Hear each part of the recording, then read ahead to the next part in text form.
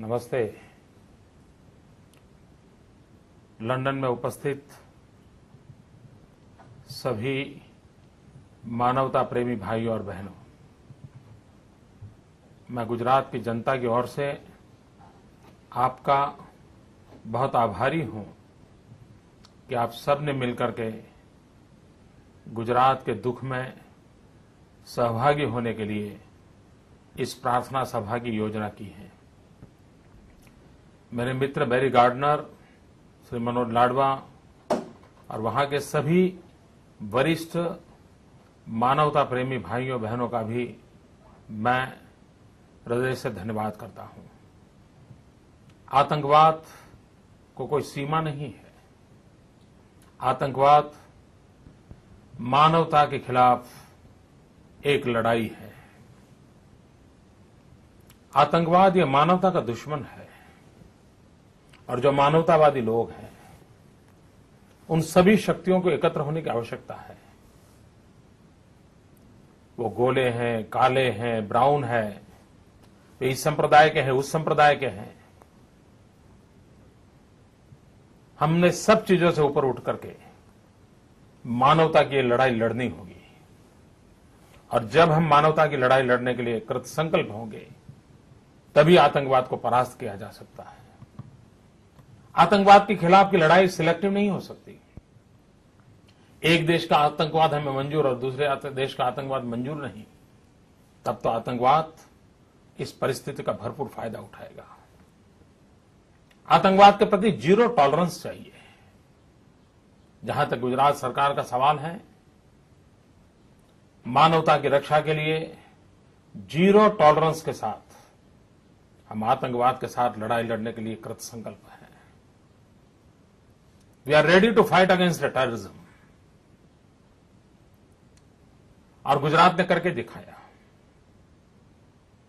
अक्षरधाम में आतंकवादी आए थे, उसकी जड़ों तक हम गए और न्याय तंत्र के माध्यम से न्याय के तराजू में तोल करके उस आतंकवादी घटना के साथ जुड़े हुए लोगों को फांसी की सजा दिलवाने में हम सफल हो गए।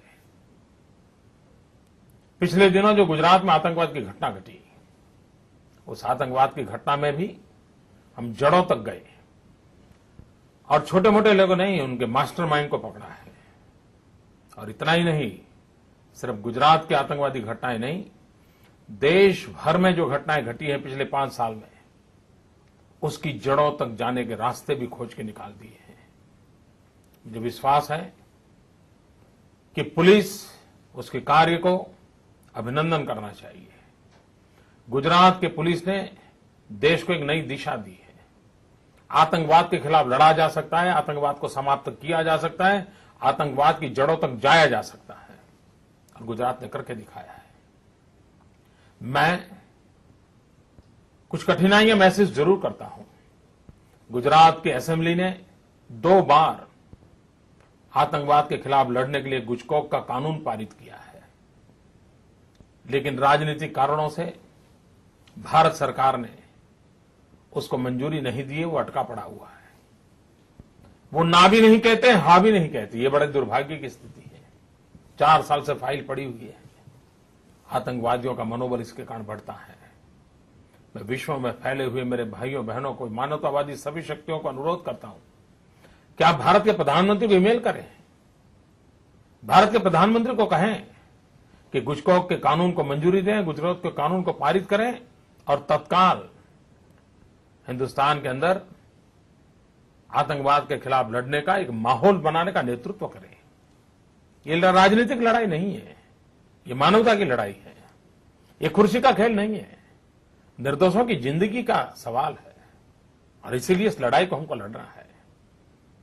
भाइयों बहनों, जब मैं विश्व में किसी देश के नागरिकों के साथ बात कर रहा हूं तो मैं और भी एक बात बताना चाहता हूं। इस युग में हमें 2 प्रकार की लड़ाइयां लड़नी है। एक ग्लोबल टेररिज्म और दूसरा ग्लोबल वार्मिंग। भारत ने उसका नेतृत्व करना चाहिए। गुजरात आज कोशिश कर रहा है ग्लोबल वार्मिंग के खिलाफ भी लड़ाई लड़ने के लिए। हम एनवायरमेंट फ्रेंडली विकास चाहते हैं। हम आने वाली पीढ़ियों की सुरक्षा हो, उस प्रकार के रिसोर्सेज को डेवलप करना चाहते हैं।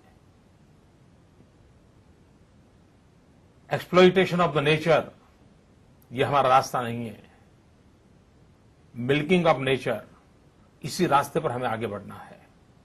गुजरात ग्लोबल टेररिज्म के खिलाफ, ग्लोबल वार्मिंग के खिलाफ लड़ना चाहता है। आपकी ये प्रार्थना जो लोग पीड़ित हैं उनके प्रति श्रद्धाभाव तो व्यक्त करेगी, लेकिन आपका ये प्रयास हमें एक नई ताकत देगा, हमें नया विश्वास देगा।